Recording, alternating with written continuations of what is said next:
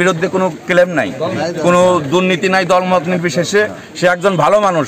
সাধারণ মানুষের কাছে গেলেই আপনারা জানতে পারবেন সে কেমন মানুষ। যেহেতু মিথ্যা মামলা দিছে, এই মামলার কোনো ভিত্তি নাই, যেহেতু সে গরিব মানুষের মেয়র। রাজবাড়ী জেলাবাসী সবাই জানে যে মেয়র একজন ভালো লোক এবং সে এই ধরনের ঘৃণিত কাজ করেনি, এটাই আমরা বিশ্বাস করি। আমরা আমাদের মহিলাদের আমরা মেয়রের সুস্থ চাই। আমার মেয়র মিথ্যা মামলা দিছে আমাদের মেয়রের বিরুদ্ধে।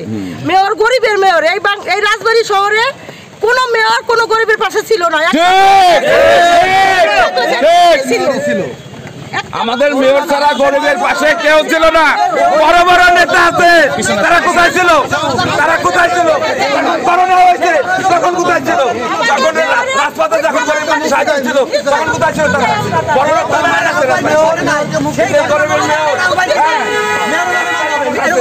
একটাই অনুরোধ, আপনাদের কলম যেন সঠিক পথে চলে, সঠিক পথে চলে। আপনাদের কলম সঠিক পথে চলে। আপনারা যেভাবে কাজ করবার দরকার সেভাবে করবেন।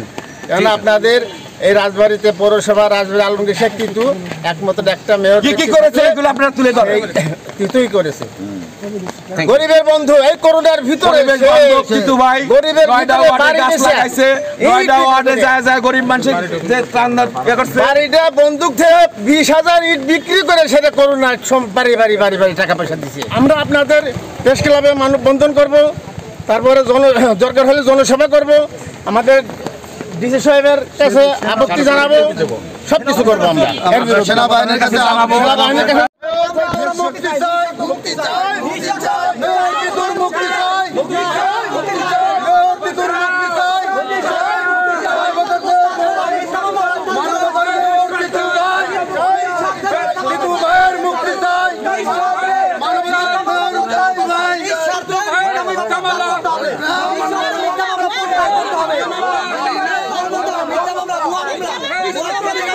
আমার কি কি সেবা দিচ্ছে, আমার হাতের কুকুরের নিচে তার দিছে 2,000, তারপরে যে চোখেটা করে এসেছি তার দিছে 3,000, আবার ঘরে বসে আমার চাল দিয়েছে, তারপরে যে ডাল, মুরগি, কুলার চাল, সেমাই, সাবান আমার দিয়েছে।